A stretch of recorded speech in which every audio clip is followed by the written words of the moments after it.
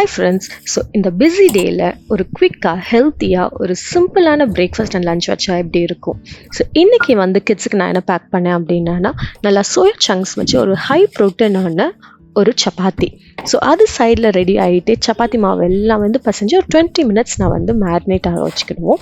சைடில் pancake batter ready பண்ணுறதுக்கு rolled ஓட்ஸும் ragi ஃப்ளேக்ஸும் எடுத்துருக்கிறேன்.